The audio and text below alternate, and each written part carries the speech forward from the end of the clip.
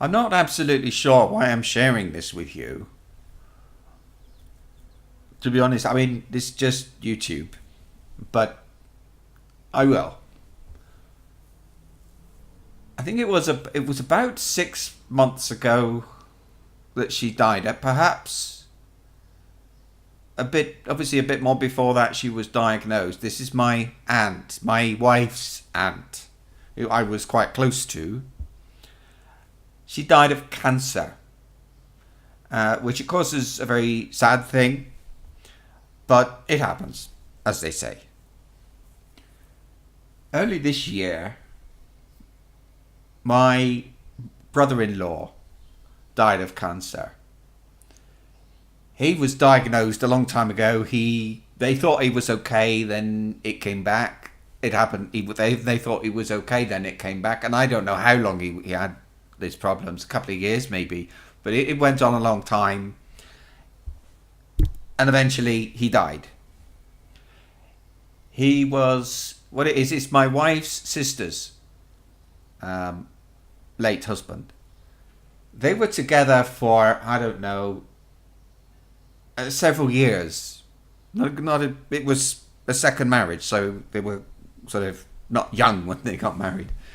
Um, Now, they always said they would get married when he was okay, when he was cleared up, when his cancer was gone. That was their plan.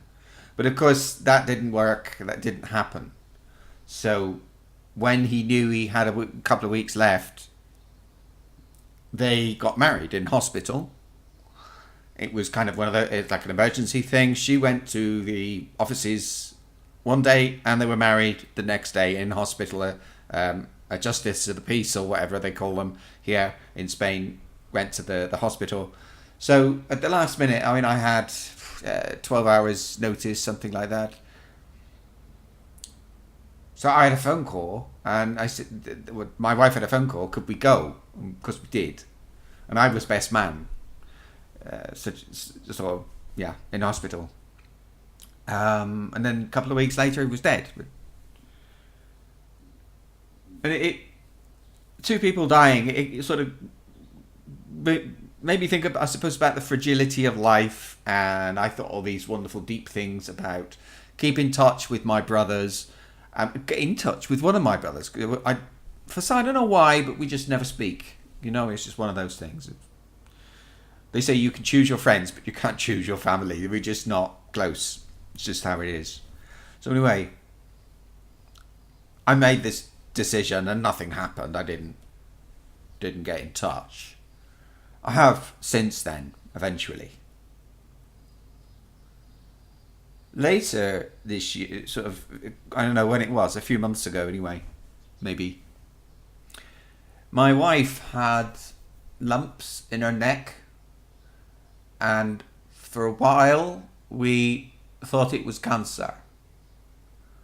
But eventually the doctors decided that no, it's not. It only took a week or two to be sure, but it's not. There's something there. They just have to watch her very closely, and maybe it'll go away. Maybe doubt it. It's just a thing. Um, so obviously good news. But after she was diagnosed, a very close family friend, or not after she was diagnosed, after finding these lumps, but before being told it was not cancer, there was a very close family friend, and he was diagnosed with cancer, and he died quite quickly. It was quite. He was beyond an operation when he died, or when they discovered it. It had gone too far for an operation. He had some chemo, and he died horribly. We didn't actually see him for the last a week or two, but he died very badly. It was a very difficult death.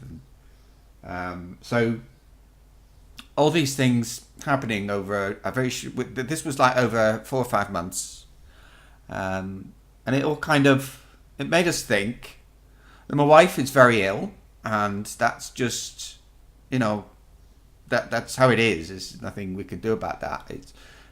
But it means I do more. I want to help, so I do what I can. For example, just like walking the dog. If there's anything, she hasn't got. She gets very tired very quickly.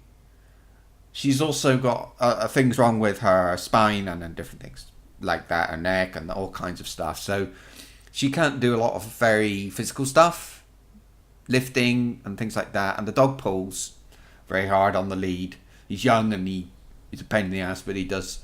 And so I'm the one that now I walk the dog. She comes with me, sort of thing, and picks up the shit, and I do the walk, the rest.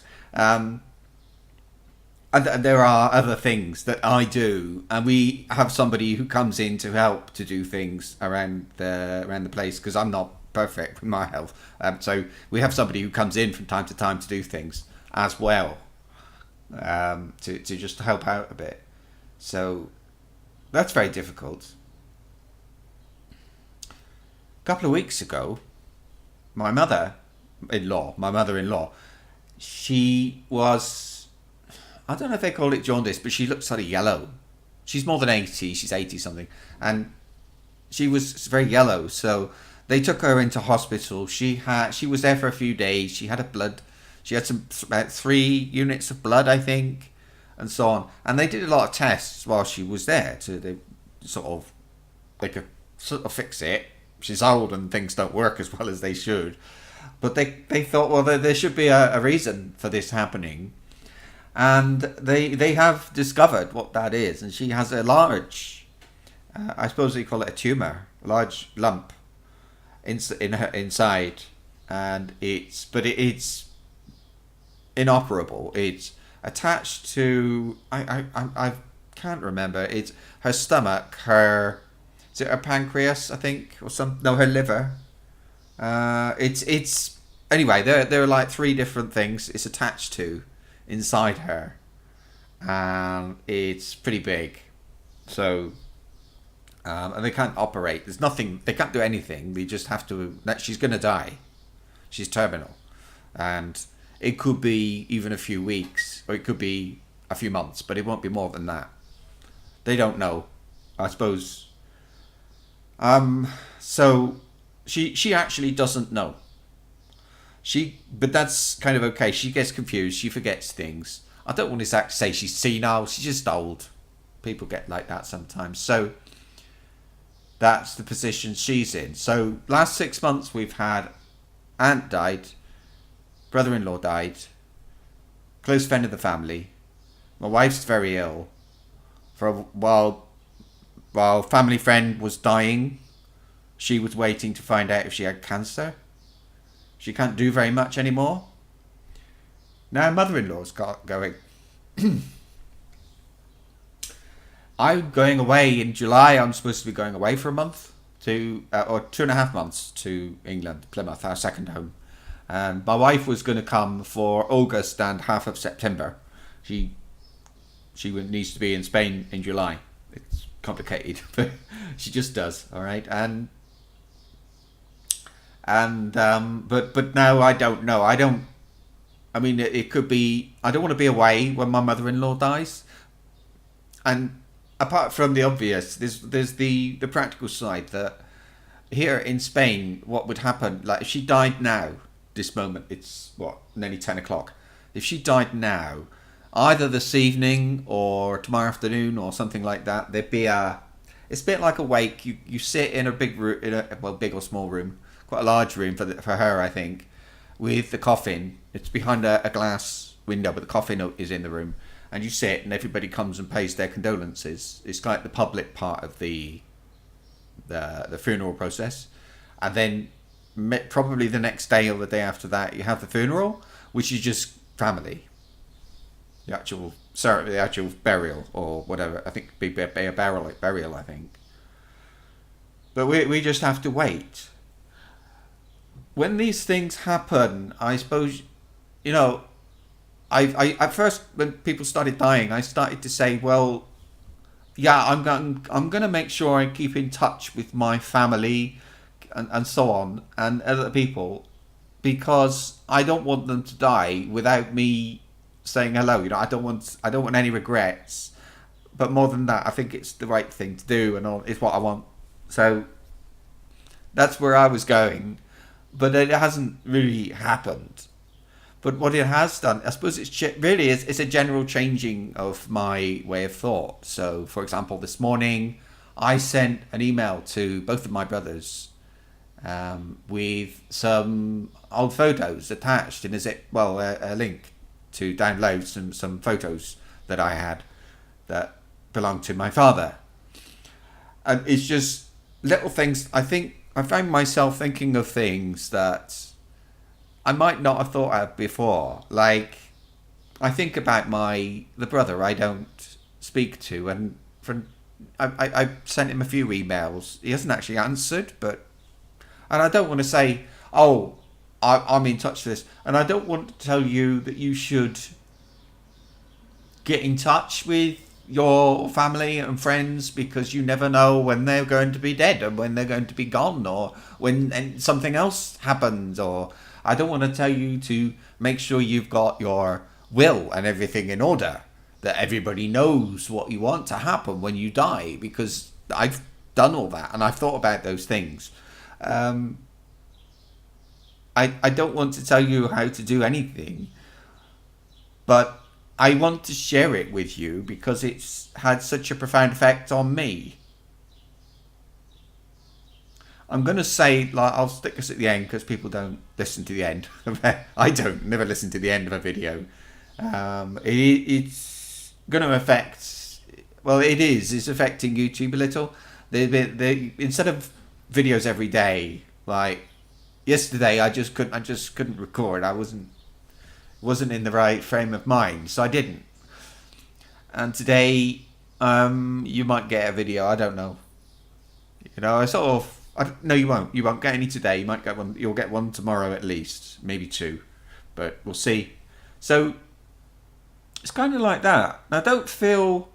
I'm not walking around. I'm upset at the moment because it's my mother-in-law, and however old people get, you kind of get used to them being there, and you start to think they'll always be there. So it's. I suppose we're all in shock at the moment. We haven't known this for very long, about 10 days, a couple of weeks, and still in shock, and still we don't know what we're supposed to do next. What do we do? We don't know. So sometimes, like yesterday, I just found I couldn't. I just didn't want to do anything. So I don't know. I'm sharing this. Like I think I said, I don't know why I'm sharing it with you. To be honest with you, it's nothing. No profound things. Maybe just say, look, this shit happens. It does happen. You need to think about this when you're living your life. Think about the fact that that person you haven't been in touch with for a couple of years is going to die tomorrow. You don't know. In some cases, it happens so quickly, and you're not ready for it. And you're not ready mentally, but you're also physically. You haven't phoned. You haven't said hello. You haven't. I don't know, but so anyway, there we go. It's just sharing this with the few people I know on YouTube, and as I say, I really don't know why. I don't know why I'm doing this, but I am. So there we are. It's shared, and that's all. So see you in the next video, whenever that is. Bye bye.